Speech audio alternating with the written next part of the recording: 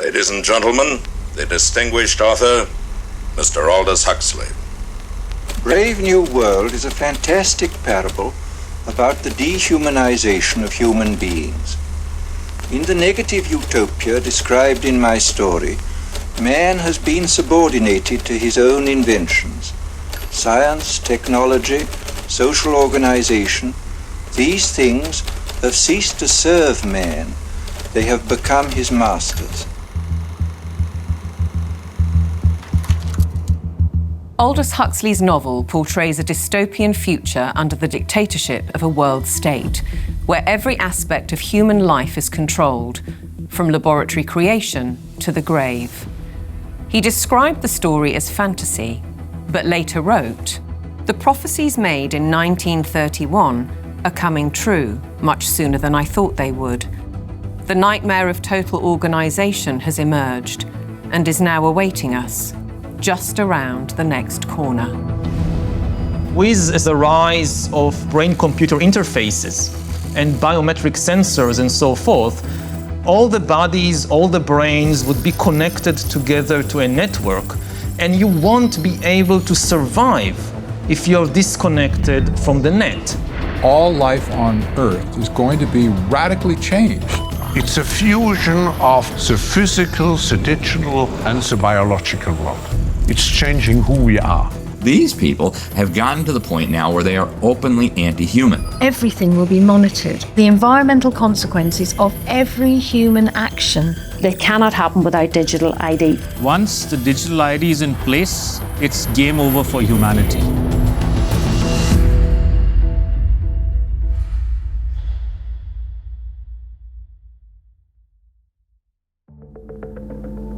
The ideology of a world dictated through science is deep-rooted. Almost a century ago, a movement was established in the United States, preaching that the population should be governed by an elite of selected experts, scientists and academics, rather than democratically elected politicians. They called it technocracy. These engineers and scientists from Columbia University promoted what they thought was going to be the replacement for capitalism and free enterprise. It's not going to be price-based economic system. It's going to be based on resources and energy, control over energy. They thought that science was the answer for everything. They didn't have any spiritual bone at all. You know, they were very mechanistic in their thinking. The definition was clear.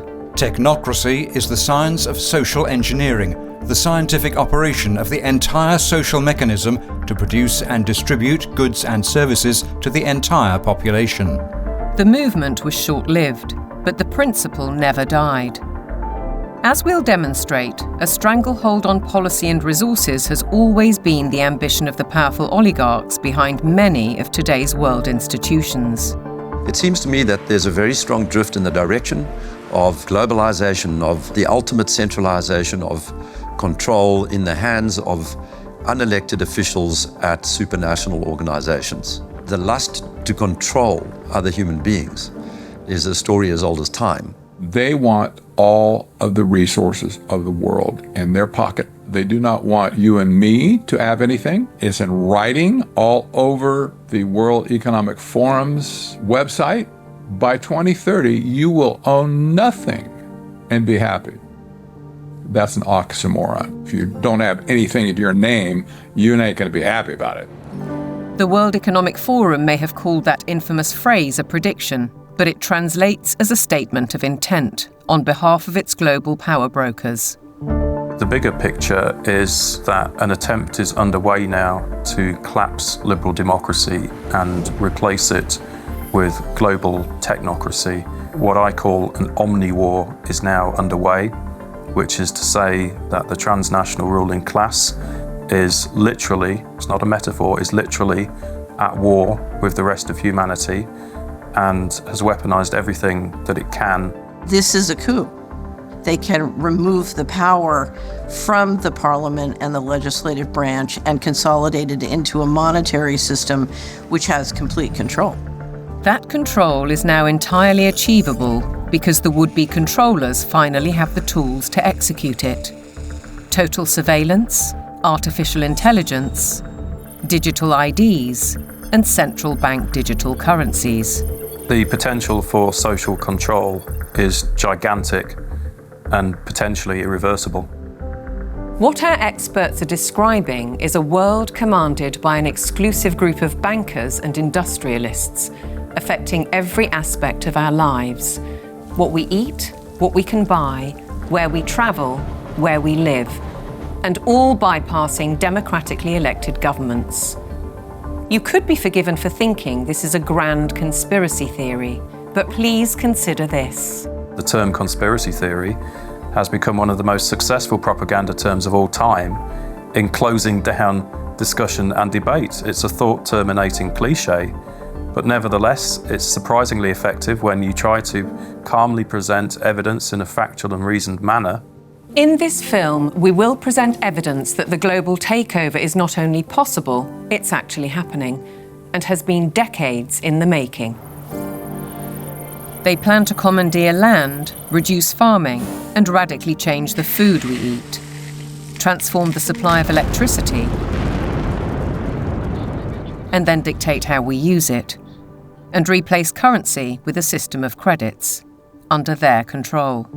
It's a classic template to win the war, take control of food, of energy, and of money. And here's the key. All three strategies are built on the premise of a climate crisis caused by carbon dioxide, a gas that is actually vital for life on the planet. So what if the whole carbon narrative was one gargantuan lie? A political maneuver to establish their brave new world. A big lie is a lie which is told on such a scale that ordinary people simply would not imagine it to be possible.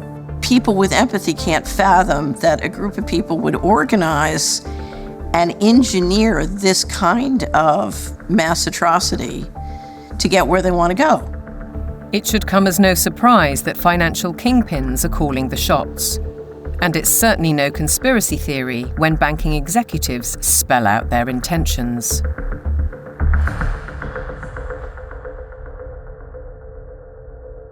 We are on the brink of a dramatic change where we are about to, and I'll say this boldly, we're about to abandon the traditional system of money and accounting and introduce a new one. And the new accounting is what we call blockchain. It means digital. It means having an almost perfect record of every single transaction that happens in the economy, which will give us far greater clarity over what's going on. It also raises huge dangers in terms of the balance of power between states and citizens. We are shifting to a new financial system, but the general population is not shifting to a new financial system. It's shifting to a control grid. CBDC can allow government agencies and private sector players to program, to create smart contracts, to allow targeted policy functions. For example, welfare payment. For example, consumption coupon. For example, food stamp. By programming CBDC, those money can be precisely targeted for what kind of people can own and what kind of use this money can be utilized. A key difference with the CBDC is that central bank will have absolute control on the rules and regulations, and also we will have the technology to enforce that. They're saying we can control with rules. We don't need currency anymore. And so it's no longer a financial system or a currency system. It's purely a digital concentration camp. It's a slavery system. When Catherine Austin Fitts talks, we should listen. She's a former high-level investment banker in New York and held senior office in the first Bush administration in Washington. There may be 1,000 models of how it could work. But essentially, you will have, whether it's a banking account or a credit card, and it can be turned off and on. So my incentive system is not you go to work and work hard and you get money. My incentive system can be based on how you behaved in the last 5 minutes, on a 24/7 basis. CBDCs, as the name suggests, would be issued by central banks like the Federal Reserve in America and the Bank of England, not by high street banks. They would signal the end of cash, and every transaction you make would be transparent and held on a permanent database. Crucially, under a net zero regime, your carbon footprint could be at the heart of the system. We're developing, through technology, an ability for consumers to measure their own carbon footprint. What does that mean? That's where are they traveling? How are they traveling? What are they eating? What are they consuming on the platform? So, individual carbon footprint tracker. This can be the infrastructure for a carbon credit system. It's totalitarian control, and if people don't become aware of it now, it's going to be too late to backtrack from this. It's a ratchet system where it's very difficult, if not impossible, to backtrack. But why is now the time for change? Because the system is in crisis. It entered crisis in 2019. Mark Carney, he talked quite openly about how the international monetary and financial system had entered profound crisis and was effectively on its last legs. If you study the history of how the central bankers designed technocracy, essentially when they created the Fed, they said, look, this can't last forever. We're going to need, at some point somebody's going to get hip to this game. We're going to need another system. And I will say this because I used to be part of that group. I was born and bred to be a central banker. They plan ahead hundreds of years in advance. Predictably, the money brokers seem to hold all the cards. As a subtext, does the ruling class need to protect itself as artificial intelligence threatens mass unemployment? And what will happen to our existing assets if the banking system is collapsed and money disappears overnight? In an unknown future, one thing is certain. Digital IDs are essential to the project. If they become compulsory, data on every detail of our lives will be monitored, stored, and monetized. Nothing, but nothing, would be private. For younger people, often it's the case that they like technology, they're completely au fait with it, they enjoy it. So they don't see the dangers that technology can bring because, like a drug dealer does, you feed people, low levels of drug where it's all fun. And then later, when you have them addicted, you feed the hard stuff and that destroys their life. So in a similar way, all of this technology is currently pretty much nice, but when the central bank digital currency comes in and the control comes in and the censorship systems, then the younger people will realize all too late in many cases that they've walked themselves into a trap.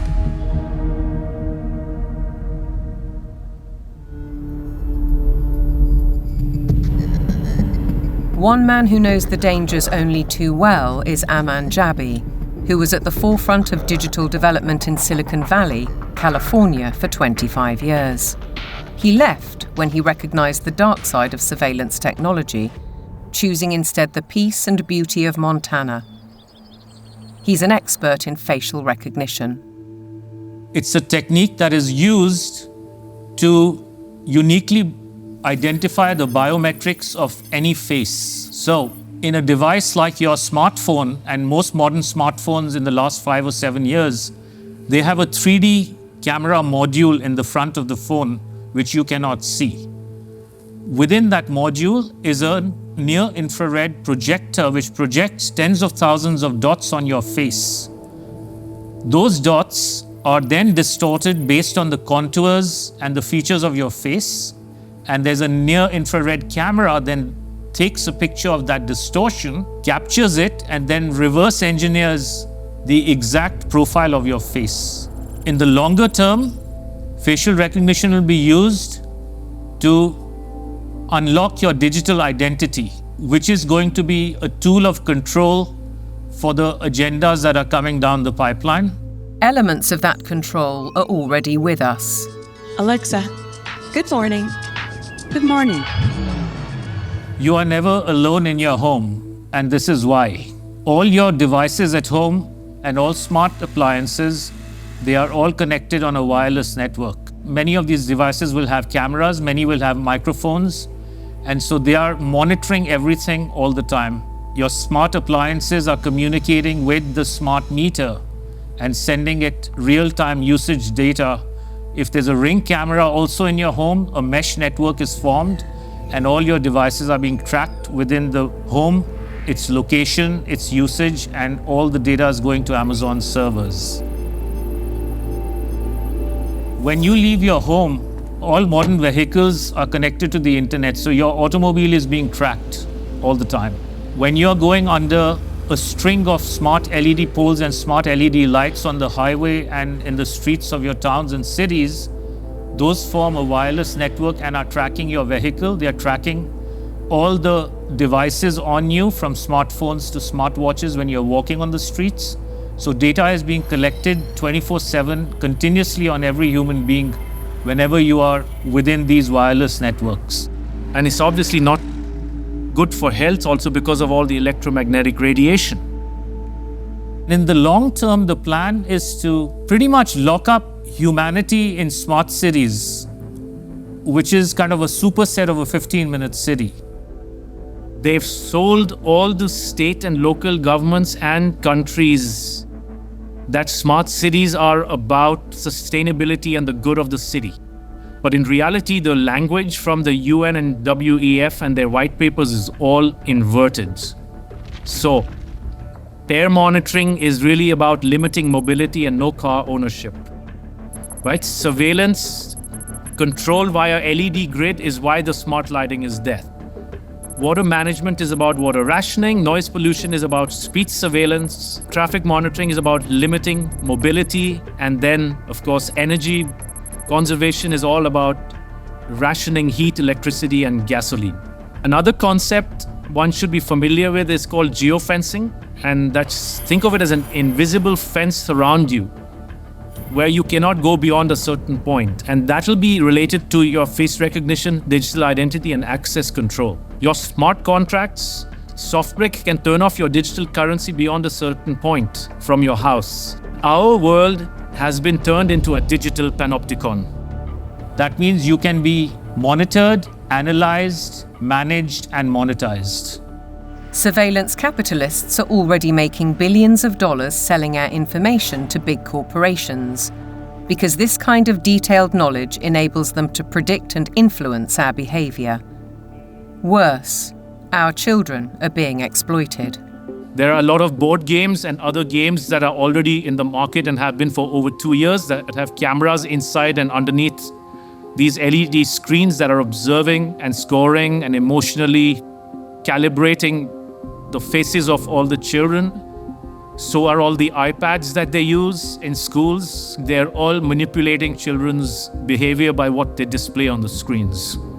And child data is big business. There's a concept called social impact investing, which people should read up on. If your kids are in schools, they are already being traded on Wall Street in real time. They can bet on groups of kids whether they're going to be successful or not, whether they're going to become computer scientists or environmental engineers. So children have become essentially a commodity and have been for years with this system. And once it's fully in place, it is going to be used to fully control the behavior of children as well as how they behave with respect to, diversity, equity, inclusivity, etc. The Chinese have already gone one step further. Classrooms have robots that analyze students' health and engagement levels. Students wear uniforms with chips that track their locations. There are even surveillance cameras that monitor how often students check their phones or yawn during classes. These sensors pick up electrical signals sent by neurons in the brain. The neural data is then sent in real time to the teacher's computer. We've been drawn into this digital spy network in the name of convenience, connectivity, safety, and especially entertainment. The 3D world of cyberspace creates virtual lives that are often more exciting than reality. Why is this technology being developed? It's all for the culmination of this digital prison from which there will be no escape after all the switches are turned on. The critical switch would be the introduction of those digital IDs and central bank financial control, a world of zero trust. Zero trust is based on a simple principle. Never trust, always verify. Zero trust is a protocol that is implemented by cybersecurity companies. And what it really means is we don't trust you, and you have to prove who you are all the time, 24/7. So think of it as going from a world of implicit allow to default deny. In tomorrow's world, once zero trust is implemented in, say, retail, everything will be behind plexiglass doors with a 3D camera, and it'll only be unlocked through your digital identity and facial recognition if you have the available carbon credits in your digital currency. If you've reached the limit of your allowance, it could be access denied. This would apply to fuel, to travel, to meat and dairy products, to clothes and other consumer goods. Because everything in life could be valued by its carbon footprint. Even access to the internet could be denied. So the new world of zero trust is really a world of locks. It's like an inverted prison. You are supposedly free to roam about, but everything you want to access is behind lock and key.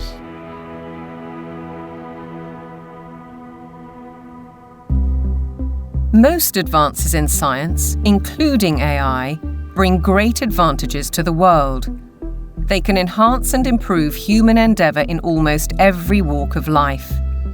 But you don't have to be a scientist to see the flip side. They're constantly monitored by facial recognition cameras that are able to instantly put a face to a name. Now the Chinese are also ranked, given a mark out of a possible 950 points. For now, the number is a sort of bank credit rating, keeping track of everyone's spending habits. It may seem scary, but it's just like that here. We're used to it, and anyway, we don't have a choice. If you think this couldn't happen in the West, ask yourself why so many cameras, smart poles, and 5G networks are being installed in your neighbourhood. In London, the police are using facial recognition surveillance. Sainsbury's is already experimenting with AI. Thank you for waiting. The cabinet will now be opened. In UK railway stations, surveillance is being tested to collect travellers' data. And in Oxford, these barriers were installed by the council under its so-called 15-minute city plan. They were removed following protests. But look at what's replacing them in these quiet residential streets. As the tech companies are proud to tell us, the possibilities are endless. We've developed the camera into a sensor. The camera does not only capture video, it can now start to count, measure, and detect. With deep learning capability, the camera is able to generate accurate and trustworthy data and send notifications in order to take action, all directly from the camera. And since our cameras have open technology, well, we can work with different analytic partners from all over the world and together do just about anything we want. Note that they can do just about anything they want. Digital technologies mainly have an analytical power. Now we go into a predictive power. But since the next step could be to go into a prescriptive mode, which means you do not even have to have elections anymore, because we know what the result will be. Ultimately, we're facing manipulation by the system. A world where instead of us using technology, technology is using us. But who's really pulling the strings? Banking and oil dynasties like Rothschild and Rockefeller inevitably get mentioned, as do the modern-day big tech masters, including the ubiquitous Bill Gates. David Hughes takes a wider view.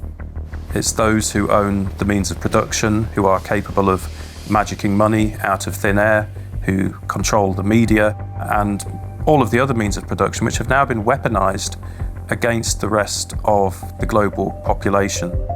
Catherine Austin Fitz, the banking insider, adds a sinister thought. If you know their name, they're not at the top. Either way, it's a story of power, money, and manipulation by a small group of people who share common interests, and a belief that the world needs top-down control for maximum efficiency. As we'll see, it could result in the destruction of the farming industry in favour of laboratory foods, and a shortage of electricity because of the race to net zero.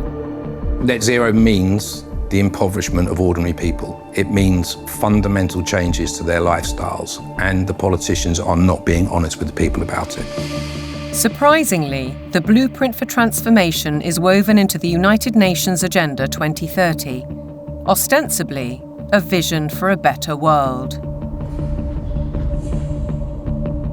Excellencies, ladies and gentlemen, I say again that taken together, the 2030 Agenda for Sustainable Development and the Paris Climate Agreement provide humanity with a master plan for a sustainable way of life on this planet. New York City, late September 2024, the setting for the United Nations Summit of the Future, a gathering of member nations to reinforce and accelerate Agenda 2030 and its 17 Sustainable Development Goals, or SDGs. The plan has a broad spectrum and is full of worthy ambition. But behind those deliberately bright and colourful boxes lies a darker theme, a shifting of influence and potentially power towards unelected world bodies. The strategy goes back well into the last century, and pressure is growing, because the goals are far behind targets set at the grand relaunching in 2015. 17 inspiring Sustainable Development Goals, the SDGs. Our aim is clear, our mission is possible, and our destination is in our sights. To end poverty and hunger, address inequality, protect our planet, and build a life of dignity for all. It appears to be a noble and ambitious programme for a perfect world. And who could argue with those aspirations? But critics insist the goals are not what they seem. Alex Newman is a journalist and broadcaster who's been investigating the issue for 15 years. He has his own way of interpreting the rhetoric. You have to learn to speak what I call UNEs. You have to know what the terms mean if you want to truly understand what is being discussed. When they talk about peacekeeping forces or the peacekeeping role of the United Nations, they're actually talking about the war-making capabilities of the United Nations. So you have this Orwellian doublespeak. When they talk about transparency, more often than not, they're talking about eliminating your privacy. Human rights is another very, very good example. They make very clear in this document that your rights can be restricted under the guise of public order or morality or whatever the case may be. And so they're saying, here's your rights, but by the way, they're not really rights. We can revoke them at any time. The UN is filled with contradictions like this. Like, for example, when they talk about gender equality, right? A normal person in the Western world thinks gender equality means a woman has a right to earn money, to own property, to have all the rights and privileges that a man would have. When you look at the individuals who lead this movement within the UN, you're talking about radical feminists. You're talking about people who are very interested in dissolving the nuclear family. As you dig into these goals, it's very clear we're dealing with something far more nefarious. Once you look past the marketing slogans, the kind of warm and fuzzy, we're going to end hunger, which again is just window dressing, you realize that this is actually a blank check for totalitarian global control. Author and campaigner, the late Rosa Koire, called out the plan more than a decade ago. It is the biggest public relations scam in the history of the world. But it's far more than that. It's a blueprint. It is the action plan to inventory and control all land, all water, all minerals, all plants, all animals, all construction, all information, all energy, all means of production, and all human beings in the world. What can be measured can be managed and ultimately monetized. In fact, a study at Yale University has calculated that the natural assets of the world are worth $5 quadrillion. Is this the basis of the new world monetary system? And is it the deep underlying reason for the United Nations project to rewild 50% of the Earth by 2050? They talk a lot about biodiversity. They want you to think of like, oh, we're going to preserve the toucans and the parrots and the lizards. But when you actually dig into this, what they're talking about is creating, and they're working on it now, an international database with virtually all of the genetic material of all of the species on the planet. And then they want to start mixing and matching it. Bill Gates, ultimately, and his buddies want to end up in total control over all life on the planet. Is it a coincidence, then, that Bill Gates has become the largest private landowner in America while planning to build smart cities in which to corral the general population? What is indisputable is that the oligarchs of global business are embedded in United Nations policy. They don't care about the planet. They care about getting in. Finance goes to where it gets the greatest return. There's a move into the green finance. It's all about profit. It's not about the planet. This is not conjecture. Under the guise of climate change and net zero, vast fortunes are already being amassed. Take carbon exchange markets. Companies emitting excess carbon dioxide can buy credits from businesses that are carbon negative. But increasingly, many are paying a high price to offset their emissions against land schemes. Grasslands, forests, conservation projects, and so on. Some legitimate, others not so. Either way, the brokers and middlemen get rich, while having no impact on actual carbon emissions.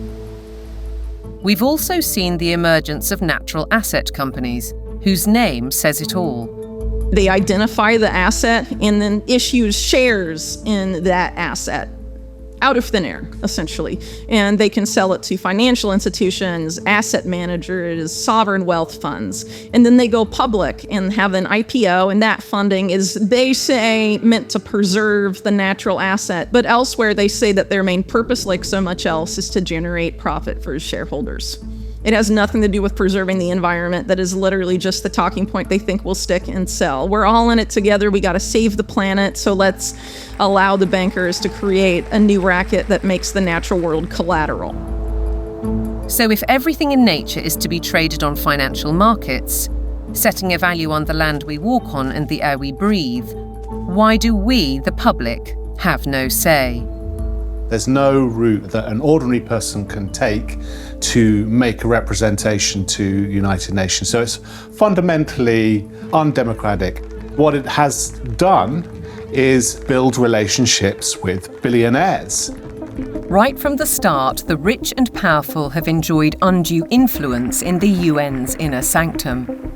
In fact, the Rockefeller family part-financed its headquarters in Manhattan. To hand you, Mr. Lee, my father's check. Thank you, Mr. Rockefeller.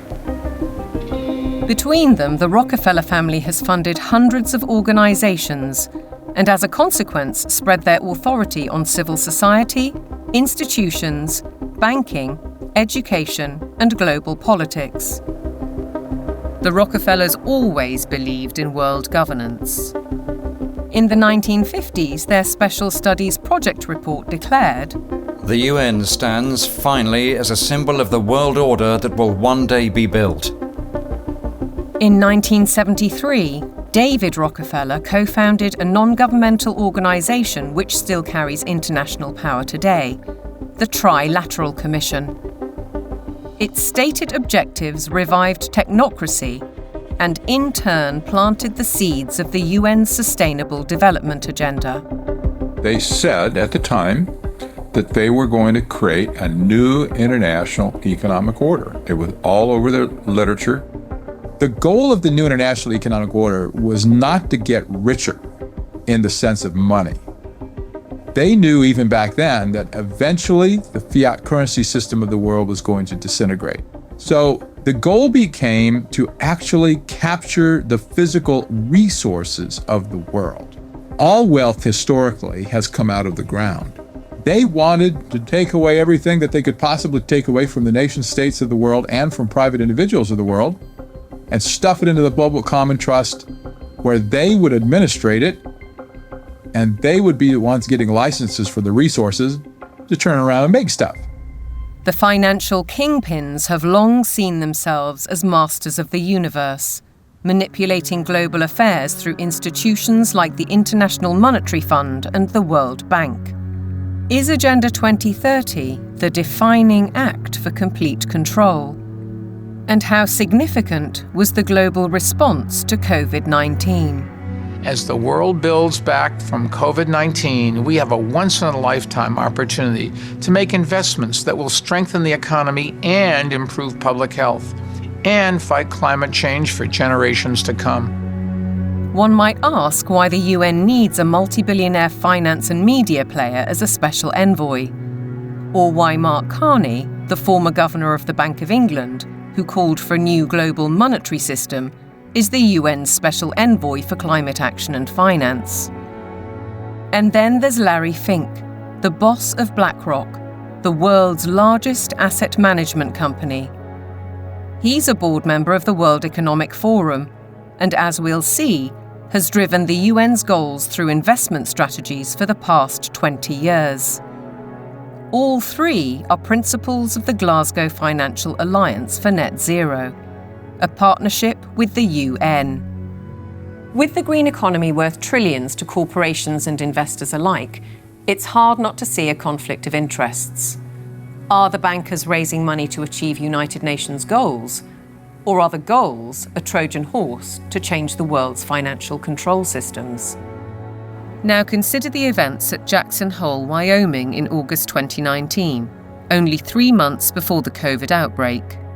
It's when Mark Carney delivered his call for change, and BlackRock proposed a new financial mechanism, Going Direct, which in principle allows central banks to channel capital direct to large corporations. So the central bankers got together in 2019, the G7 central bankers, and voted on the Going Direct Reset. And the Going Direct Reset, of which the COVID operation was part of it, has done a phenomenally excellent job of massively consolidating capital into central control. If you look at the COVID operation from a financial standpoint, it was absolutely clear that it was one way you balance the books. It worked. The major corporations like Amazon and others were allowed to continue business. Meanwhile, other businesses, particularly small and medium-sized entities, were deemed to be, quote, inessential. Many of them were put out of business. And so what we saw was a global wealth transfer of a reported $3.3 trillion from the working classes and the middle classes to this kind of super rich billionaire brigade. The people who ran the operation made an absolute fortune. It was economically, as a taking, it was a huge taking. And that included billions of pounds of taxpayers' money going to pharmaceutical firms for so-called vaccines. Whatever the truth around COVID, Dr. Hughes says the response deployed dangerous elements of social control, what he calls weaponized deception. We see techniques of shock and awe being applied through the lockdowns, techniques of isolation, making reality seem strange and threatening. All of this helps to depattern the mind. These are all well-known military tactics. Look them in the eyes and tell them you're doing all you can to stop the spread of COVID-19. Stay home, protect the NHS, save lives. These are, in fact, very nasty and very vicious techniques which were deployed against the public of multiple countries at once.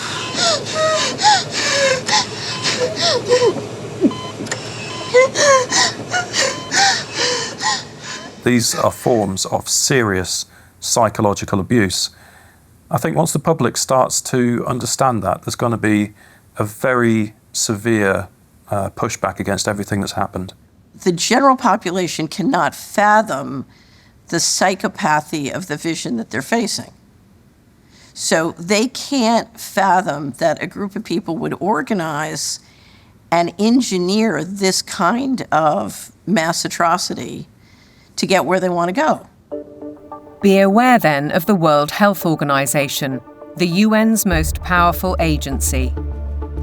Since COVID, the WHO has sought to increase that power to unprecedented levels through amendments to its pandemic treaty and the international health regulations.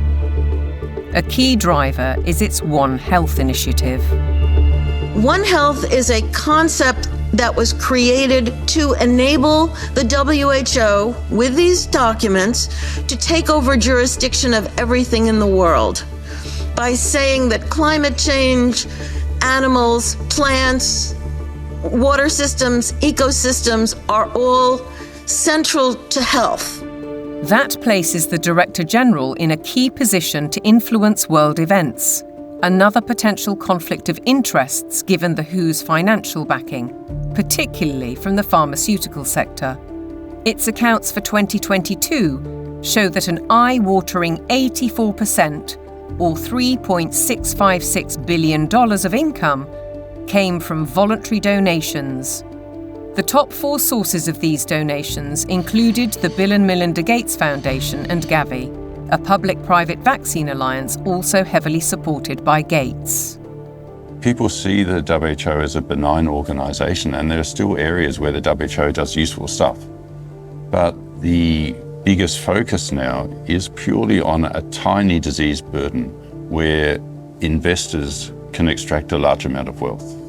This has shifted the WHO's focus very much to this emergency agenda, which is very false. Pandemics are very rare events. This is why we now have a WHO that promotes vaccines all the time, because that's what the money is coming in to support. So instead of being a World Health Organization, we have a World Vaccine Organization, and that seems to be the only thing they're touting. What's in the treaty has got nothing to do with health. It's a business deal focused on the most profitable business imaginable, pandemic profiteering. The other part of it, they're setting up a huge surveillance network. We're talking about $31 billion a year. They have to surveil for variants of viruses, and they will find them. They just have to decide there's a threat, not even a real harm. Experts are preparing for what is known as Disease X, or the next pandemic virus. They're creating a supranational, self-perpetuating pandemic industry. The latest scare is monkeypox, renamed Mpox, a disease highly unlikely to affect the general population. Nevertheless, the WHO has acted. The emergency committee met and advised me that, in its view, the situation constitutes a public health emergency of international concern. If you get to declare the emergency and then profit from it, there's a big problem, isn't there? It's essentially a build-out of big pharma, and the WHO is essentially looking to be their marketing and distribution arm worldwide. WHO! The people say no! WHO! The people say no! We're fighting for really the right to own our own lives. We're fighting for that freedom versus sort of corporate authoritarian structure or medical fascist structure, which is what is clearly trying to, interests are trying to impose on us. Changes to the WHO's regulations are expected to be voted through in the coming months. As we speak, the UK government is fully behind them. Meanwhile, in common with many other global institutions, the WHO tries to silence criticism and dissent, branding it misinformation. The science, it says, is settled. Digital platforms are being misused to subvert science and spread disinformation and hate to billions of people. This clear and present global threat demands clear and coordinated global action.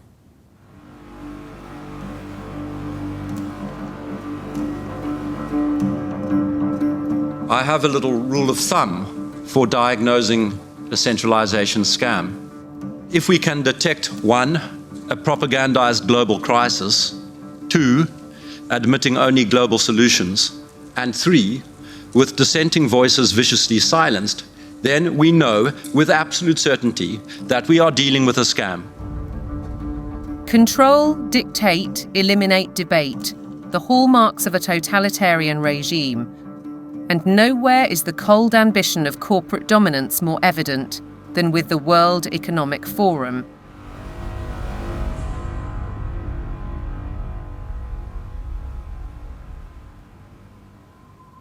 Klaus Schwab founded the WEF in 1971. His mentor was Henry Kissinger, statesman, political shaper, and close confidant of the Rockefellers. The organisation now employs 800 people and has programmes in business, academia, and in training future global leaders. It's far more than its famous annual meeting in Davos. Over the last 50 years, the World Economic Forum has blossomed into an enormously influential organization with all of the major corporations as stakeholders or trustees and all funding the World Economic Forum to ultimately fund the UN World Government Plans and Agenda 2030. Klaus Schwab is the public face of stakeholder capitalism, a planned system of central ownership and control that has little to do with democratic process and is uncomfortably close to communism. It's a partnership between global corporations, governments, and what Schwab refers to as civil society, NGOs, and so-called think tanks. The agenda is driven by finance, which gives the unelected and unaccountable oligarchs huge influence, if not control, over policy. The UK's Prime Minister, himself a one-time member of the Trilateral Commission, has already declared his interest. You have to choose now between Davos or Westminster. Davos. Why? Because Westminster is too constrained, and it's closed, and we're not having meaning. Once you get out of Westminster, whether it's Davos or anywhere else, you actually engage with people that you can see working with in the future. Westminster is just a tribal shouting place. Starmer seems to forget that he is elected by the people, to serve the people through Parliament. That's his democratic duty. And while he refuses to listen to our farmers, he entertains the globalists in Downing Street and publicly doubles down on his philosophy. I'm determined to deliver growth, create wealth, and put more money in people's pockets. This can only be achieved by working in partnership with leading businesses like BlackRock to capitalise on the UK's position as a world-leading hub for investment. To underline the influence of non-elected, unaccountable policy drivers, consider this document from 2004. It was commissioned by the UN and produced by financial institutions, including the World Bank. It cited research by the WEF. The result was the emergence of environmental, social, and governance metrics, ESGs. The ESG is an attempt to turn financial power into governance without going through the democratic process, or without the normal process of making law. ESGs allow major asset management companies such as BlackRock to impose ideologies on businesses and consumers across the world through their investment strategies. BlackRock's billionaire chairman and CEO, Larry Fink, also a board member of the WEF, remember, is clear. You have to force behaviors. If you don't force behaviors, whether it's gender or race or just any way you want to say the composition of your team, you're going to be impacted. Now we get ethics, green ethics, racial ethics, gender ethics, driving corporate decisions about who may have money, what they may use their money for, and how they're going to behave in society and what they're going to do with it. This is a new form of political power that isn't accountable, isn't transparent, and it isn't democratic. We, the public, are being manipulated. Our lifestyles, our culture, and our future, be it through forced woke ideologies, intrusive technologies, so-called pandemics, censorship, or information which is too often propaganda. Your compliance is vital to the agenda. To impose global solutions, the leadership needs you to believe in global problems. Climate change is here, it is terrifying, and it is just the beginning. The era of global warming has ended, the era of global boiling has arrived. This stuff is so fantastically stupid. It's hard to believe that they're doing it. There is no climate emergency. That is a total scam. If they came out and said, hey, we want to destroy your economy, we want to destroy the middle class of your country, and then ultimately we want to make you a slave to a one world government, it just wouldn't be as appealing as saying we're trying to save the planet for future generations.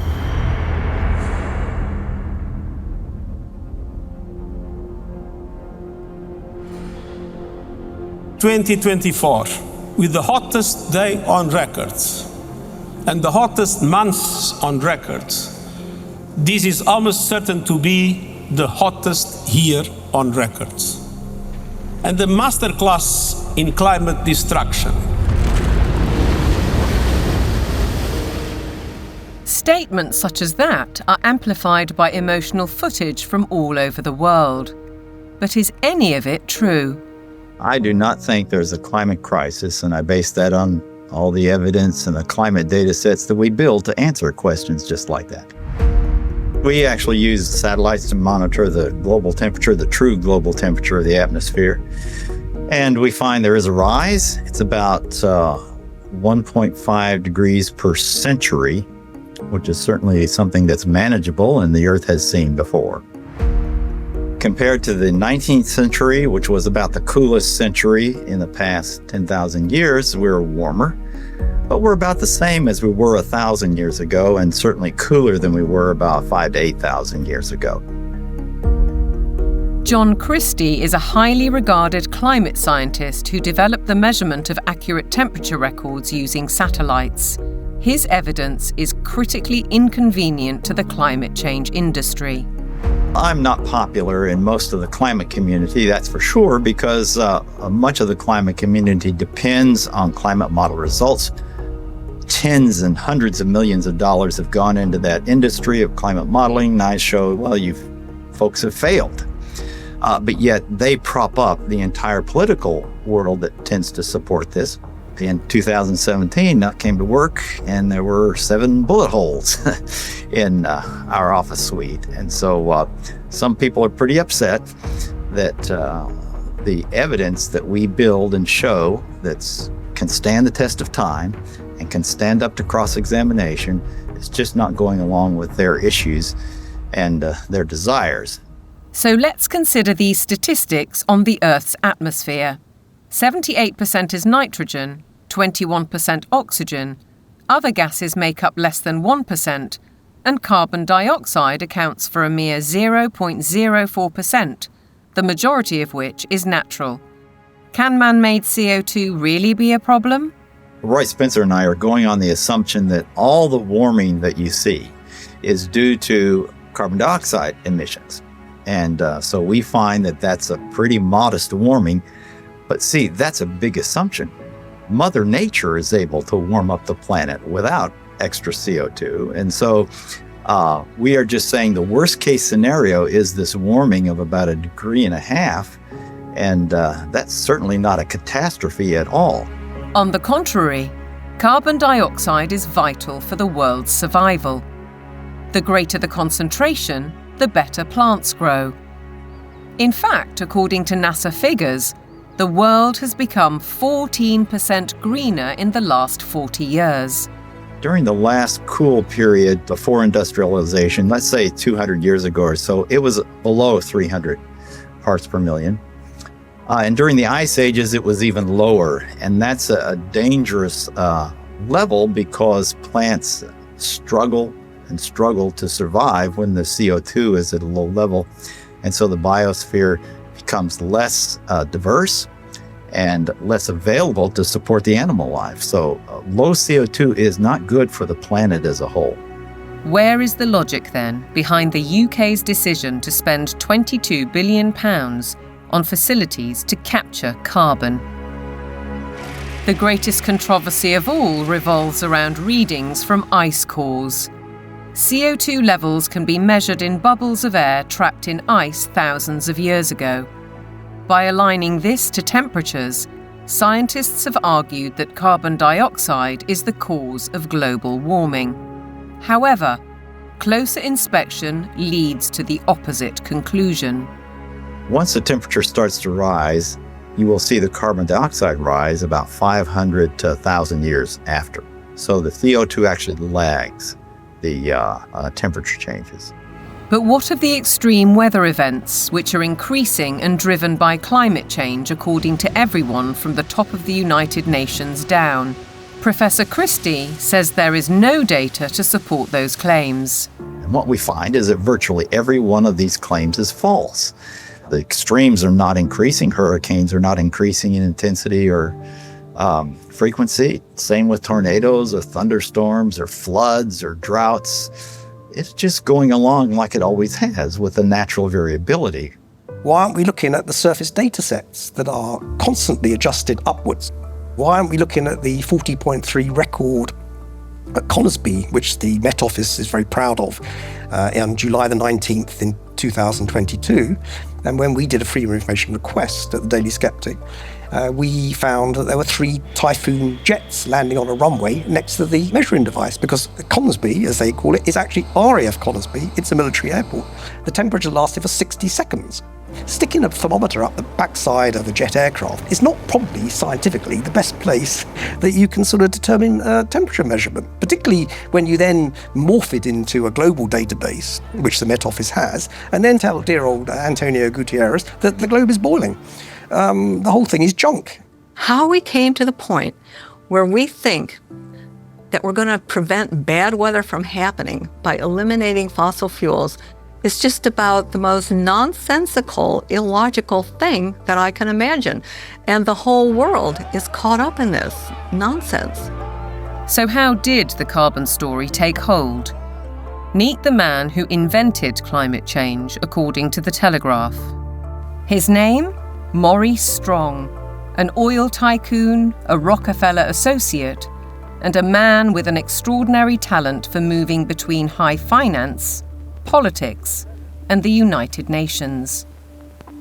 Strong was a member of the highly influential Club of Rome, an institution formed in 1968 at a Rockefeller property on Lake Como in Italy. A group of scientists, academics, and industrialists discussed what they saw as an urgent crisis: the impact of human activity on the planet. I don't think we can sustain current growth trends much beyond, say, the lives of children who are being born today. To prove the thesis, they commissioned computer modeling at the Massachusetts Institute of Technology. This research laid the foundations for an agenda that's persisted for over 50 years.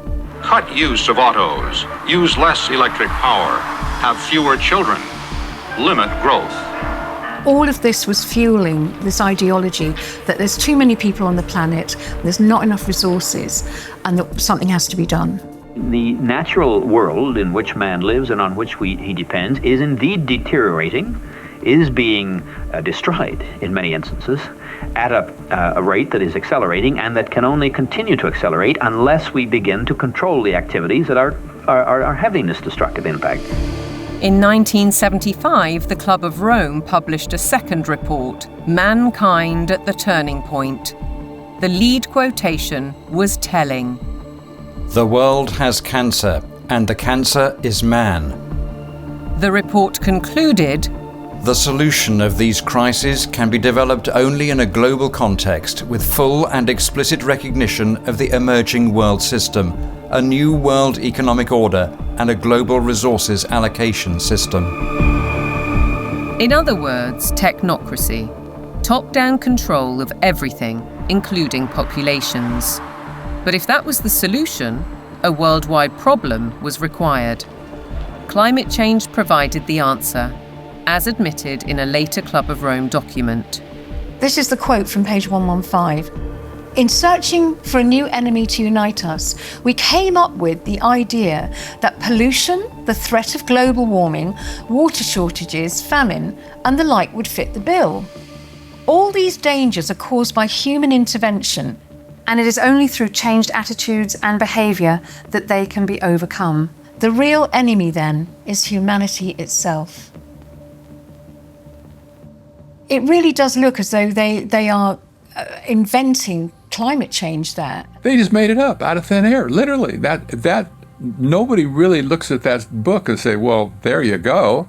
This has nothing to do with science whatsoever. They just made it up. Interestingly, in 1988, Maurice Strong had been instrumental in establishing the IPCC, the mainly political entity which endorsed a thesis by a small group of scientists that industrial carbon dioxide was driving climate change, and the IPCC has been locked into that theory ever since. Maurice Strong's masterstroke came in 1992, when as Secretary-General of the UN's Earth Summit in Brazil, he saw 179 nations commit to a World Action Plan, Agenda 21. We have been the most successful species ever. We are now a species out of control.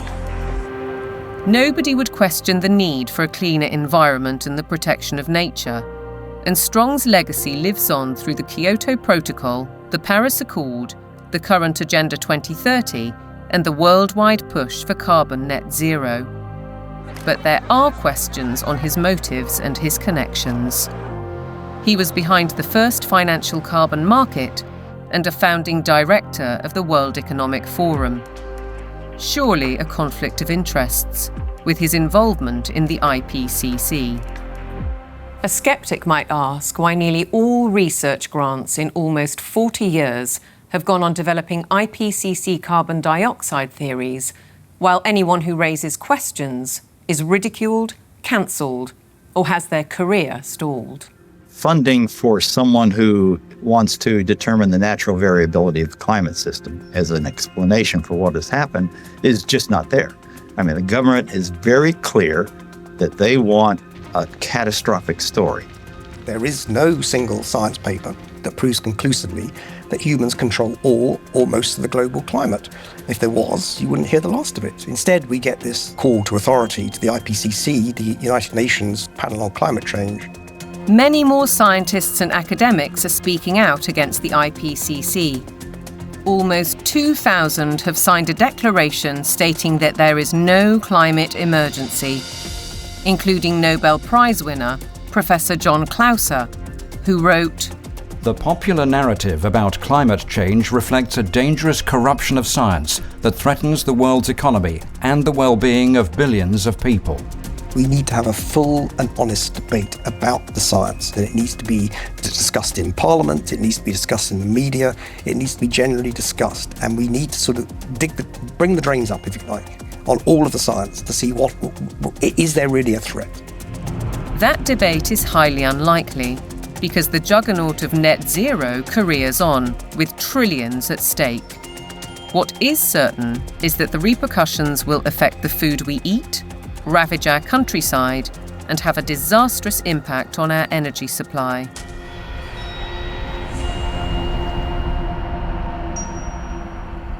If you cannot set a credible course for net zero, with 2025 and 2030 targets covering all your operations, you should not be in business. Well, net zero is insanity. It's pure insanity. I mean, the idea that you can remove 85% of the world's energy, which comes from hydrocarbons, within less than 30 years and replace it with the sunbeams and the breezes, it shows a complete lack of economics, societal effect.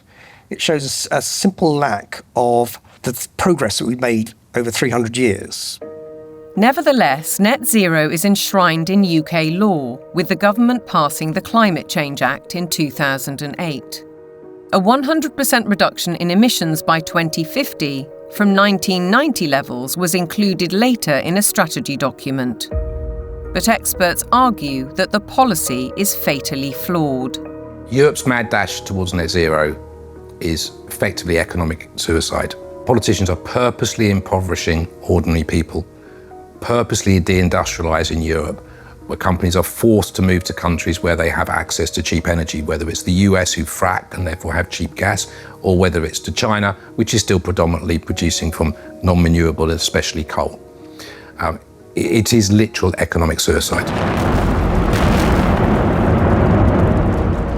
China continues to open new coal-fired power stations to drive the factories that manufacture wind turbines and solar panels, which are then sold to the West. As a result, China emits almost 30% of global greenhouse gases, while the UK is responsible for less than 1%. In essence, carbon emissions are merely transferred to another part of the planet. And while China gets richer, UK households face a bleak and expensive future. What it will effectively do is price ordinary people out of having access to electricity at a time they want, and a price they can afford. The core problem is that neither the infrastructure nor the technology exist to provide a constant supply of electricity. The proportion of time that solar actually generates electricity is actually 9% in the UK. That means that for 90% of the time, solar doesn't generate the average amount of electricity that its capacity can generate. For onshore wind, it's about 20 to 40%, and for offshore wind, it's about 30 to 50%. So that means, by definition, you will always have periods of time when renewables aren't producing electricity, but there is demand for electricity. As we'll hear, the net result is that supply will be rationed. Reality, though, seems not to concern the activists.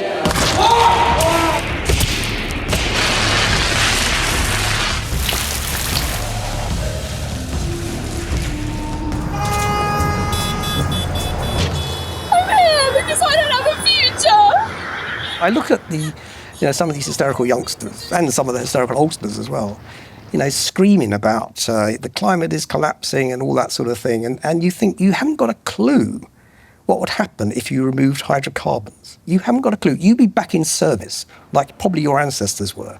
You'd be skivvying on the land, in big houses with warlords, calling themselves aristocracy and all that sort of stuff. You want to go back to that? Fine, get rid of hydrocarbons. Many of these apparently grassroots protest groups are backed by organisations such as the Climate Emergency Fund, financed by billionaires like the oil heiress, Aileen Getty. And if they claim to be environmentalists, they conveniently ignore the bigger picture. Thousands of wind turbines are disrupting coastal waters, changing habitats, affecting marine life, and killing seabirds. Landscapes are being scarred by the production of lithium for electric car batteries, and by cobalt mines in Africa, where child labour contributes to huge corporate profits. How does the loss of thousands of square miles of farmland to vast solar parks meet the UN's biodiversity goal? And how helpful are wind turbines when they're blotting the landscape visually and through noise pollution, and disrupting wildlife in the air and on the ground? The glorious mountain terrain of southwest Wales is a stark example. It's a landscape breathtaking in its beauty, untainted and largely untouched by humans. A haven for wildlife, a place where life runs its natural course. Yet this is what's planned: mega turbines designed for offshore, reaching 700 feet into the air and dwarfing the hilltop forests. Planning permission is being sought for the so-called Bryn Cadwyn Energy Park. If you put one in the valley floor, it would be standing some 40 metres above the valley floor, so above the horizon. But they're not putting them in the valley floor, they're putting them on the top of the hills. So it'll be standing some 600 odd metres above sea level up there, casting a shadow over our solar panels. Justin Cotter lives right in the centre of the proposed development. He's fighting to preserve the countryside he loves.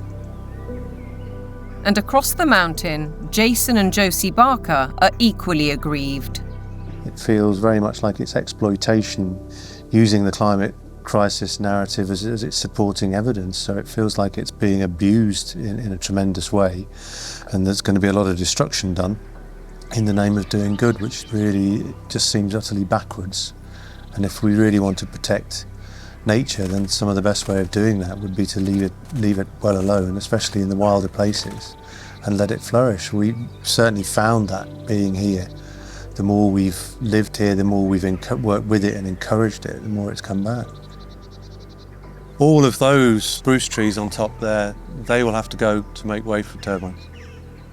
All of that, all of this spruce will be gone. To build a 230-metre turbine in that location, it's going to take some crane to lift the 240-ton nacelle onto the top of the tower some 180 metres up.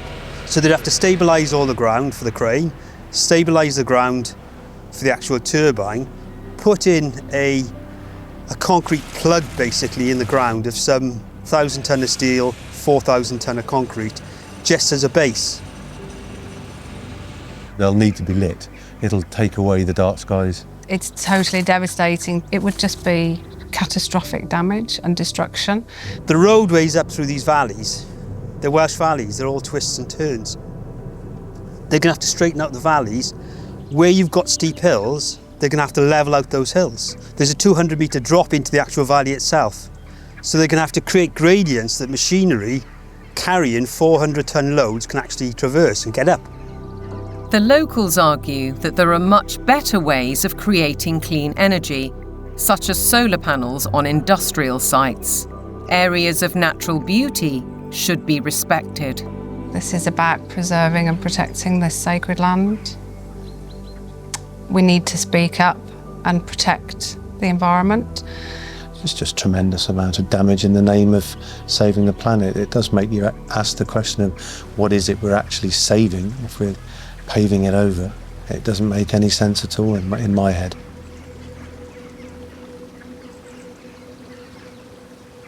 The proliferation of turbines and solar panels certainly seems at odds with protecting biodiversity, and experts argue that the economics simply don't add up. If we are going to go on to full net zero, we not only have to change our electrical system, but we have to change the other 66% or more of the rest of our energy needs as well. So we need to triple the amount of renewables just to cover our present electricity generation. And then we need to triple again to cover all of the other usages like, transport, space heating, and industry. So it's almost a tenfold increase in the amount of renewable energy that we're producing. Ralph Ellis has analysed 3 government reports and says all have grossly underestimated costs. 2 of the reports ignore the need for that crucial backup when the wind doesn't blow and the sun doesn't shine. At present, this is the only such site, Dinorwig in Wales. But going by the government's own figures, Ellis says the equivalent of 2,000 Dinorwigs would be required. The overall cost would run into trillions of pounds. It's an energy fantasy because none of this has been thought through. Battery plants are one alternative to back up the national grid, like this one already constructed in Australia. But again, they offer limited supply.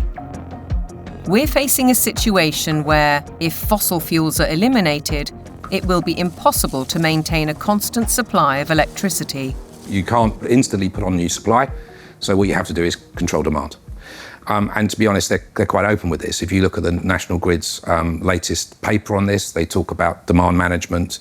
And the system is, electricity will only be available at a price you can afford when the wind is blowing and when the sun is shining. And when the wind isn't blowing and the sun isn't shining and the 1 or 2 hours of battery storage have been used up, the way they will reduce demand is by simply increasing the price of electricity so that demand falls to the available level of supply. Part of the control that the government has, or part of the means by which it can manage the demand, is through the use of smart meters. Effectively, smart meters allow them to do minute-by-minute pricing, which means that as the intermittent renewable production goes up and down, they can effectively change the price at which you can use electricity. So essentially, it's going back to pre-industrial age, where the weather determines our lifestyles and our energy use. A government-sponsored report from the UK Fires Organisation agrees that targets will not be met, and therefore electricity usage will have to be cut. They say we'll have a quarter of the power by 2050, and they say there'll be no travel, there'll be no meat or no beef lamb. There will be restrictions on clothing, and we will live in mud huts. And it's not an exaggeration. They use the word earth. The United Nations use the word bamboo, impacted earth, soil detritus. This is what they're writing. But what of the claim that renewable energy will be cheaper? Not so, says Derek Bertelsen. We can also look at the accounts of these renewable energy companies. And what we see if we look at those is that the cost of production is considerably higher than the market price of electricity. And therefore, without these subsidies, these renewable companies would go bust. Ironically, the anticipated reduction in supply comes at a time when demand is about to skyrocket, with the explosion of surveillance systems and artificial intelligence. BlackRock's Larry Fink predicts that by 2030, data centers will use 30 times more power than a single city. Where's that power going to come from? Are we going to take it off the grid? What does it mean for elevated energy prices for everybody else if it's that? I think it's going to represent some huge societal questions that we have not addressed, the negative side. Forget about the use of it, but just the generation of it is massive power. If the race to net zero will affect our energy, it could also have a devastating effect on our food, as global policies and the march of corporations accelerate.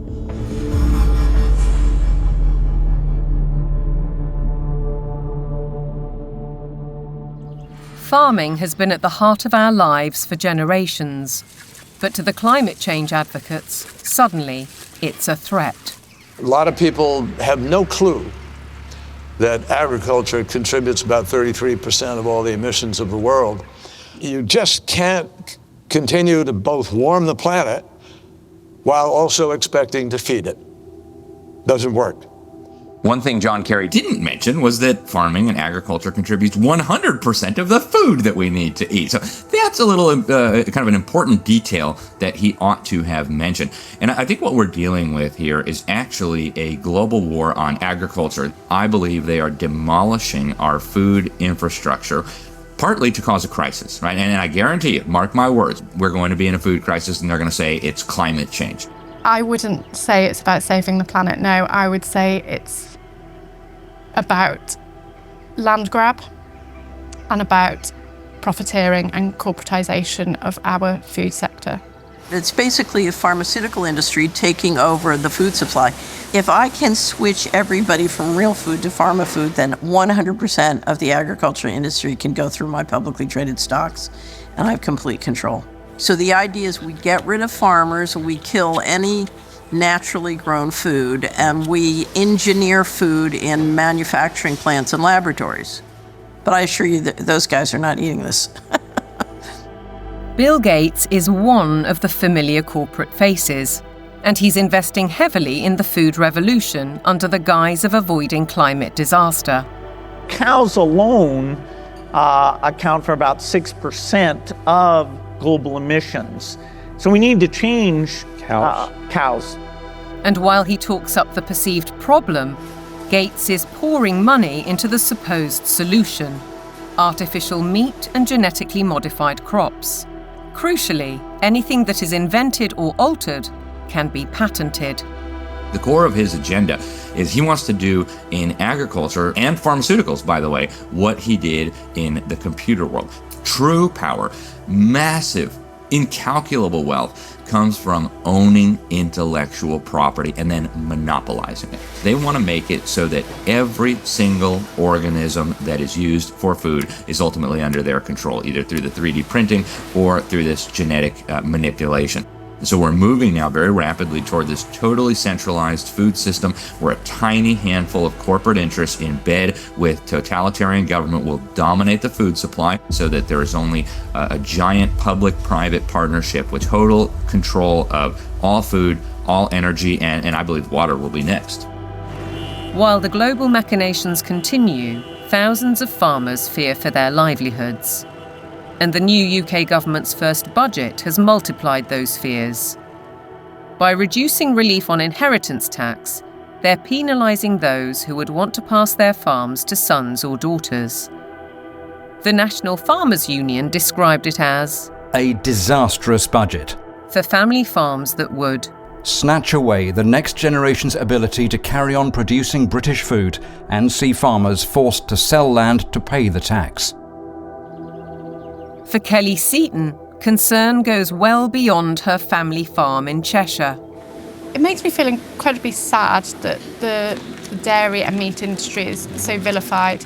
You will never find anything as nutritionally complete as milk and meat. The food that is going to replace milk, meat, and all of the other products that we produce in this country is going to be very nutritionally lacking. They will starve us from nutrients, and then the pharmaceutical companies will probably pick up the slack on that, all of which create a profiteering circle. No Farmers, No Food was set up to campaign against untenable net zero and climate change policies. Farmers, says Kelly, are being dealt a deeply unfair hand. When cows are blamed for climate change, it does make you question everything. And I think this is where a lot of farmers are waking up to the fact that there's a lot of lies being told to us. The problem with the current carbon system is that a lot of big corporations are offsetting their carbon. So most dairy producers now especially, but other farmers as well, are having to record their carbon footprint on systems that aren't fit for purpose. They are woo-woo figures pulled from the sky, quite frankly, and then the big corporations are using that data to offset their carbon so that they can look better, again, at the same time as beating us with a stick and saying that we're the ones killing the planet with these girls. The methane emitted by cows' digestive system is part of the argument against them, but Kelly says that's just hot air. The grass that they eat would produce the same amount of methane whether they ate it or not. Okay, they do speed that up, but the other thing they give us is this, muck, which we put on the fields to fertilise the fields and reduces our reliance on buying in fertiliser. 200 miles to the south, Ed Rhodes farms 188 acres of Devon countryside. He's not part of the No Farmers, No Food movement, but agrees that the whole narrative on cows and climate change is wrong. As farmers, we recycle carbon all the time. That's what we do. You could almost define farmers as carbon recyclers. We're an organic beef, sheep and vegetable farm. We run a fairly traditional system of rotational farming. We'll have a field which would be growing a brassica crop for 1 year, a non-brassica crop for another year, such as broad beans or sweet corn, and then we have a break for that field, so it goes into a predominantly grass and clover mix. That allows the soil to recover from the work that we've done with it while we've had the vegetables growing. It also allows things like the clover to put nitrogen back into the soil. So the livestock are absolutely essential for grazing that grassland. We also mow it so that the hay, the silage that we take from those fields are fed to the cattle in the winter. The bale I'm sitting on, the bedding that they're standing on, is all mown from very rushy areas on our farm. The animals then dung onto that. We compost that. That gets spread onto the land primarily where we're growing the vegetables to put the fertility in, and that's what then produces our crops. If you remove livestock from the system, you have no system. Farmers like Ed Rhodes work with knowledge and passion, but still have to comply with a labyrinth of government rules and regulations, including carbon monitoring. And now land itself is under threat. Corporations such as British Airways are buying farms to plant trees for carbon offsets, while other areas are being declared sites of special scientific interest, restricting or even preventing use for crops and livestock. And then there's the United Nations SDGs. Goal 15.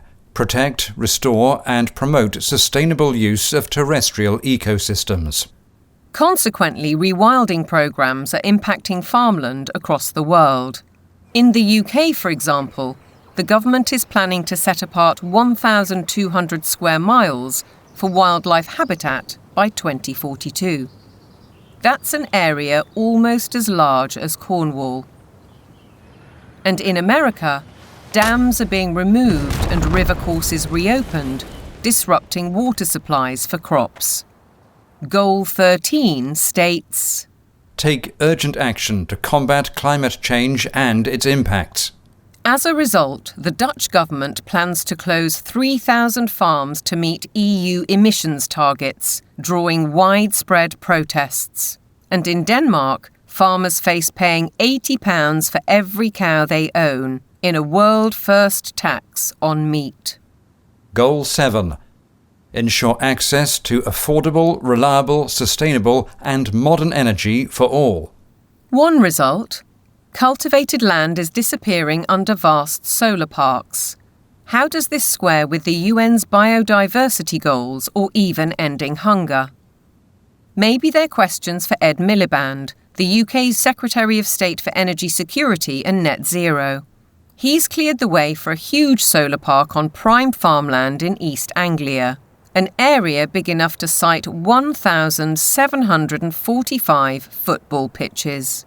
It's a crime to take food productive land out for solar panels, which are unrecyclable, potentially not that productive going forward, and not feed the planet. It is absolutely catastrophic. We've gone from being 78% self-sufficient in 1984 to now less than 60% self-sufficient. I think it's about 54%, which I think is set to fall even further this year. On top of all that, British farmers are being paid not to produce food under schemes like the Sustainable Farming Incentive. Kelly Seaton understands that many farmers accept the money to balance their books, but has this warning. When you look at how many farms are selling up, how many arable farms are struggling, we're walking into food shortages, and I think we're going to end up eating more processed food, maybe lab-grown meat, and I think that's part of the plan. The squeeze on farming is self-evident. Our supply of natural food is under very real threat, just as the WEF predicted. Worse than that, Catherine Austin Fitz says that with programmable currency, you wouldn't have a choice. No one in their right mind would ever eat this stuff. But the reality is, once they have control of your transactions, they can dictate what food you can and cannot buy. If they want you to buy pizza made with insect-based flour, that's what you're going to get.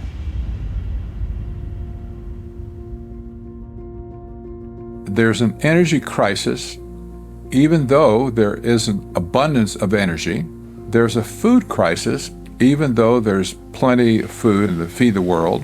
There's a water crisis, even though 70% of the Earth's surface is covered with it. There's an air crisis where CO2 is declared the enemy of mankind, even though it's necessary for life to exist on Earth. There's a resource crisis, even though there are abundant resources to support everyone. What's with us here, you know? Who created all these crises? They did it. Just as clear as the nose on my face. It's all been a sham. All the essential things of life, they've been declared to be scarce, because things that are scarce you can control. The architects of such globalist trajectories, all the Kissingers, Rockefellers, Schwabs, Carneys, Strongs, Carstens, are held out as great intellects, but they are nothing of the sort. We know, both in theory and in practice, that centralization causes nothing but misery because it destroys the mechanisms of error correction, leading to doubling down on flawed policies. And yet the creed of global dominance continues apace. Through the WHO's so-called Pandemic Agreement, its One Health initiative, and ultimately the United Nations Agenda 2030. From medical diktats to gender and racial politics to climate change, the indoctrination runs deep.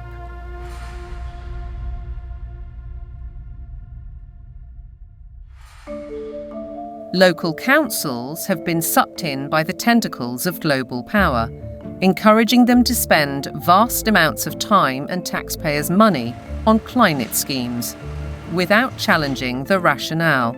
Local councils have taken these actions because they are part of or lobbied by a network of green organisations throughout the United Kingdom, for example, UK 100, there's also C40 Cities, and there's the Global Covenant of Mayors.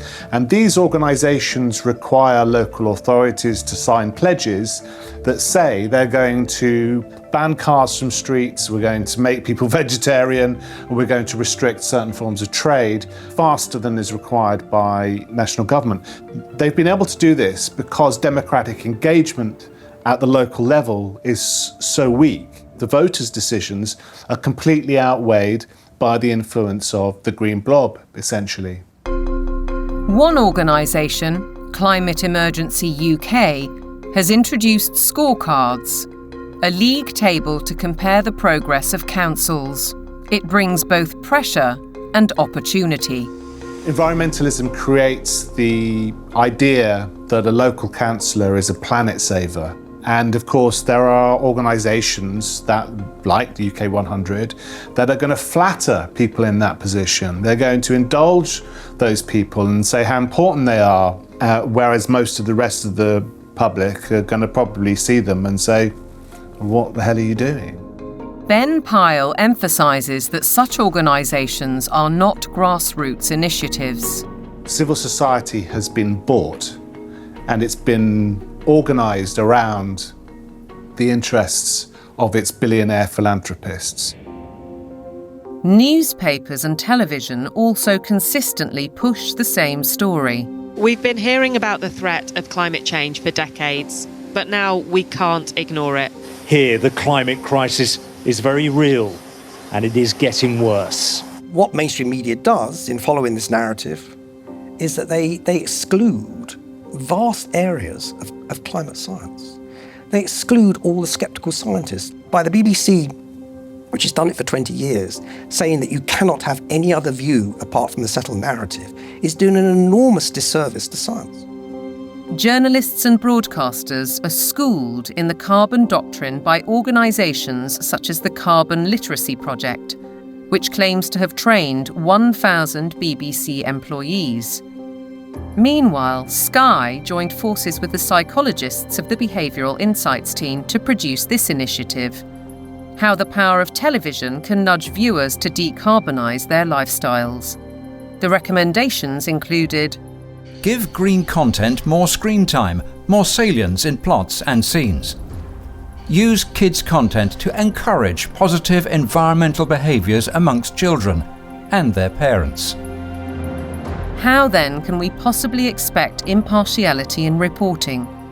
Rather, we're served with propaganda, statements that nobody seems willing or able to question. It is unequivocal that human activities are responsible for climate change. I can take current media and almost any climate story I can write, I think, a very effective counter. It's like shooting fish in a barrel. This is endemic to a media that is ill-informed and has an agenda.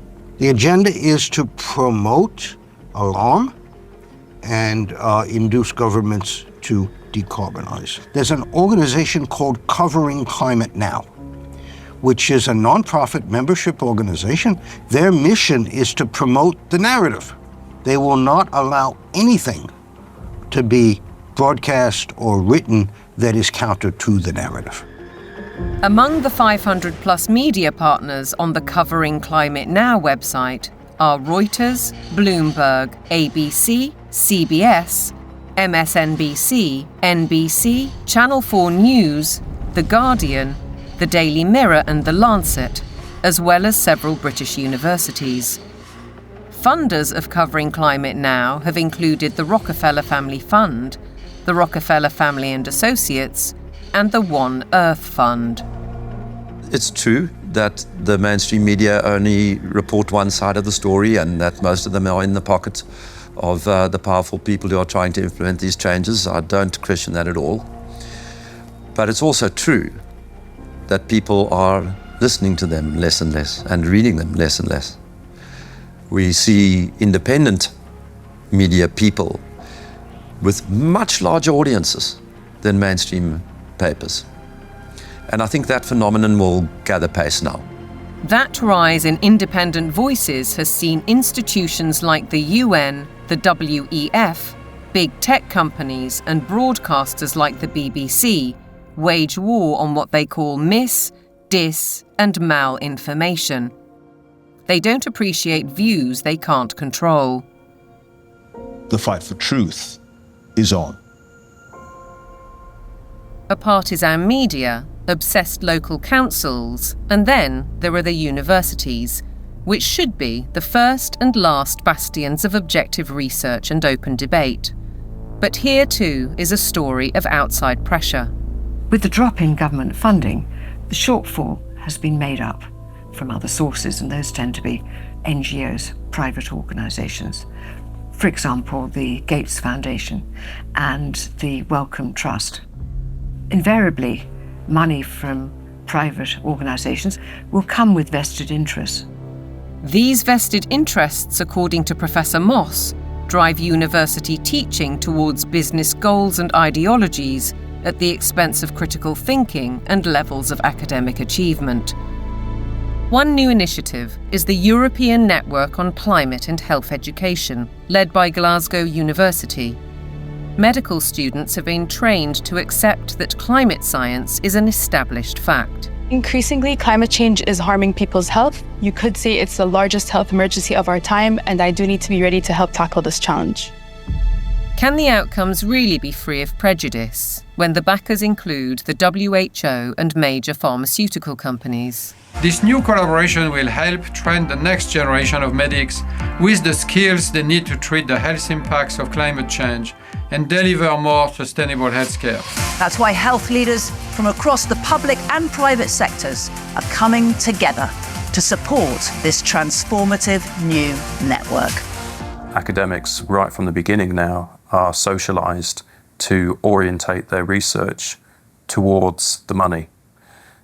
So this, I think, is quite damaging when it comes to fearlessly pursuing the truth wherever it may lead. That doesn't really happen anymore in academia. It's more about pursuing the money wherever that might lead. It makes me feel distraught.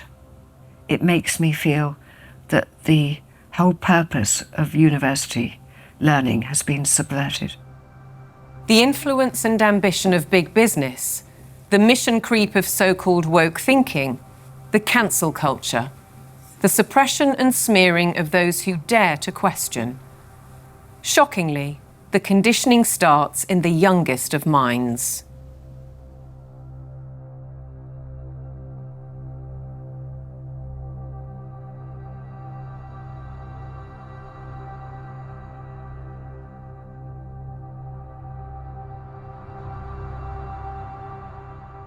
All aboard for global goals! This year, Thomas and his friends have teamed up with the United Nations. The world of young children is supposed to be one of innocence and joy, but it's been permeated by the global ideologies of the United Nations. If you go to goal number 4, it deals exclusively with education. And when you think education, recognize they're talking about indoctrination. The Sustainable Development Goals. Under the surface of it all is this effort to bring all the children of the world into this one world globalist system. And what's so remarkable about this to me is that it's not even hidden anymore. Take part in the global movement to save our world from being destroyed. How will you fight climate change? Try meat-free meals. Reduce your electricity use. Give your clothes a second chance. We died! It's kind of your fault! And you can never ignore Greta. The eyes of all future generations are upon you. And if you choose to fail us, I say we will never forgive you. I don't want you to be hopeful.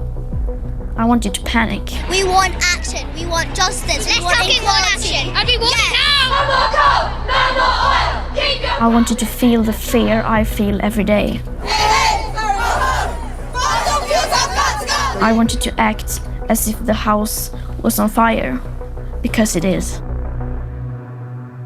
This propaganda relentlessly promoting fear in various ways, be it disease, be it climate, I think is having a very damaging impact on young people's mental health.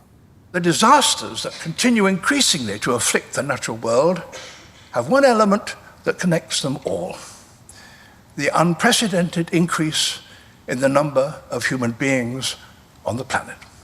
We're asking children to believe they are a scourge on the planet. I have a problem with children believing they shouldn't be here from the off.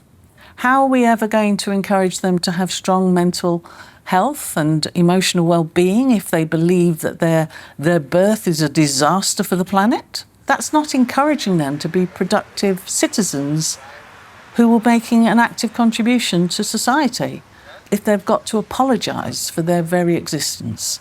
I think it's very dangerous, and I think we need to reverse that as soon as possible. The indoctrination of children is further evidenced across their learning. Objectivity and freedom of thought are being stifled by the persistent pushing of agendas. I undertook a study of secondary school textbooks to see what children are being taught. And what I found was extremely shocking. I found unqualified acceptance of climate change, the wonders of vaccines, GM foods, and very few counter-arguments were presented. If you cannot produce this information that's in the textbooks, you cannot succeed in the school system. If a student undertaking a geography exam, for example, doesn't talk about man-made climate change, then they're very unlikely to hit the top marks. Is it not surprising that the phrase critical thinking actually only occurs in relation to two subjects? One is art and design, and the other is history. Other than that, it's completely absent from the national curriculum. If we have a dumbed-down syllabus, we're actually stunting children's brain capacity and brain potential.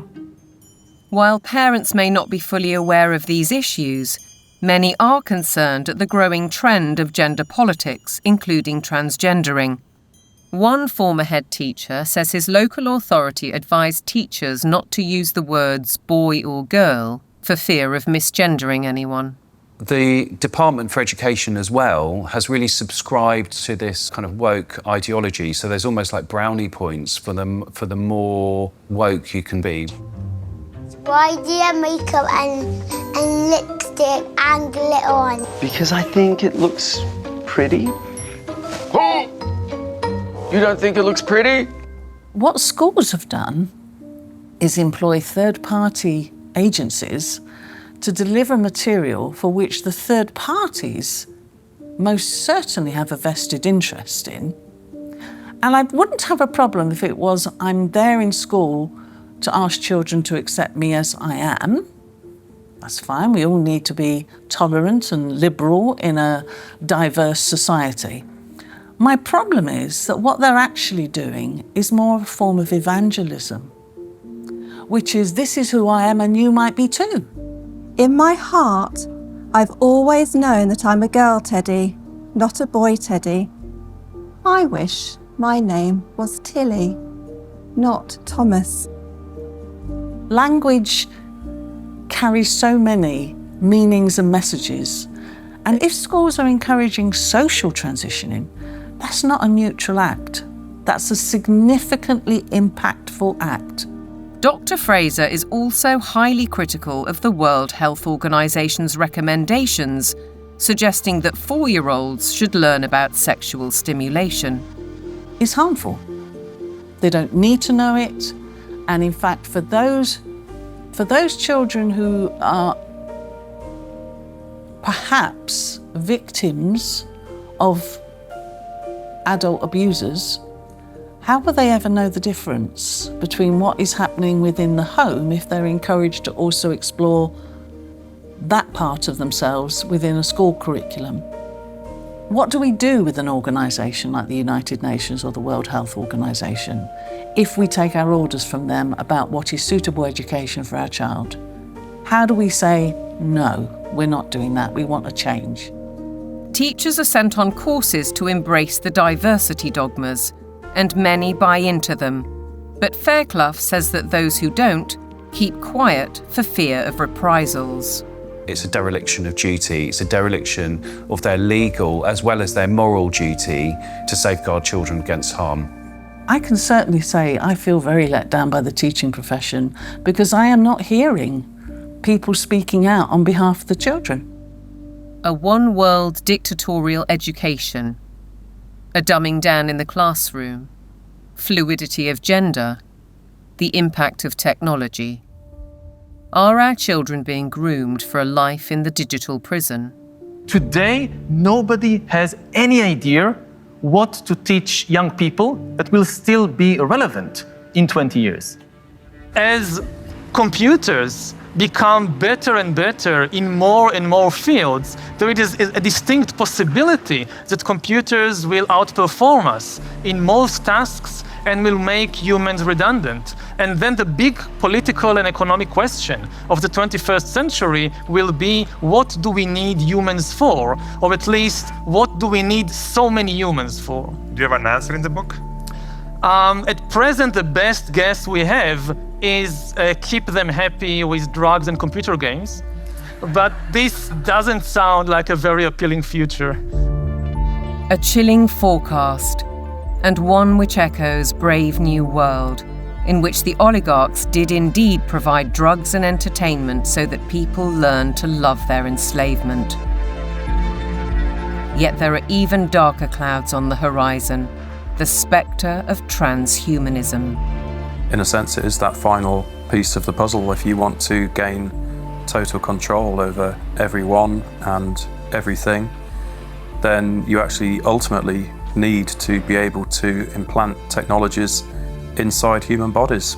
And that's exactly what's taking place. Artificial intelligence, the metaverse, near space technologies, and I could go on and on. Synthetic biology. Our life in 10 years from now will be completely different, very much affected, and who masters those technologies in some way will be the master of the world. These modern technocrats seem wedded to science and technology at the expense of our human spirit and ingenuity. They aspire to a data-driven world which is robotic and predictable in every sense, with no room for creativity or individual choice. But if the goal is, and always was, population reduction, maybe they're right on track. We feel too afraid to have kids because we feel that we're heading towards civilization breakdown. People under the age of 35 are more likely to report climate change as a reason not to have children. I've decided not to have kids to do my part for climate change. If I don't think the future is worth anything, then I'm not going to have children. If I think it is worth something, I will have children. I think these ideas have spread like bad viruses, and there's been a lot of investment in promoting some extraordinarily weak ideas. Sitting at the top of all of these very bad ideas is one giant one, which we can call anti-humanism. Transhumanism, the trans phenomenon, net zero, lockdowns, population reduction, all of these ideas are basically the ugly stepchildren of anti-humanism. They are, as I read it, essentially two competing ideas in the world at the moment. One is that humans are the best feature of the observable universe, the only creatures capable of creative thought and generativity and of creating explanations for how reality works, that humans ought to be revered and ought to be cherished, that we should plan for their flourishing, that we should be planning for the flourishing of as many people as possible, that human agency ought to be respected, that civil liberties ought to be respected, and that the imposition of top-down, one-size-fits-all policies on humanity is completely incompatible with that kind of worldview. Set up against them are people who regard humans as the scum on the surface of the little blue dot, people who regard humanity as some kind of blight, people who believe that the earth needs rights to protect it from these horrible humans. And I think it is a deeply sad reflection of the state of our societies that so many people live in the latter camp, but I'm definitely not one of them.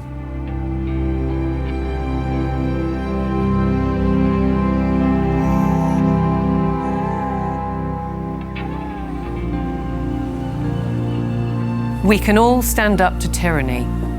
We can and must fight for the things that truly matter. The people we love, the fairness we'd like to see, and the personal freedoms we'd like to experience. We should not be bullied, nor should we accept the influences of those who would split our society, be it by race, by gender, by culture, or anything else we hold dear. And perhaps we should start by limiting our reliance on technology and remembering how creative we can be.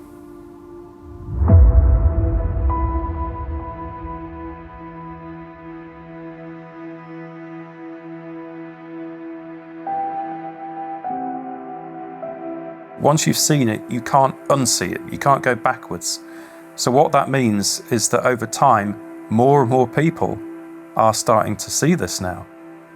The powers that be have no choice but to keep pushing forward for their global technocracy.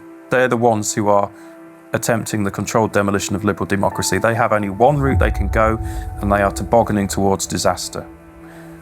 On the other side, we the people have no choice but to fight back against all of this.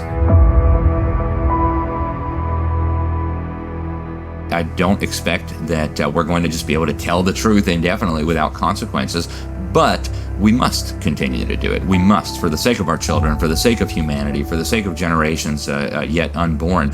We have no option but to stand against this evil.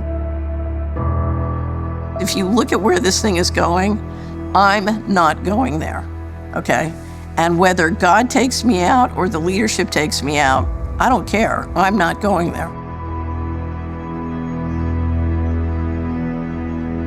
And the only way we cannot go there is if we can find a better pathway. And the only way we're going to find a better pathway is with transparency. If I want to live as a virtuous human being, I need to live amongst people that are free. And if one understands that one mustn't live on their knees, even if you have to die on your feet, you must share truth, because truth is the weapon for free people.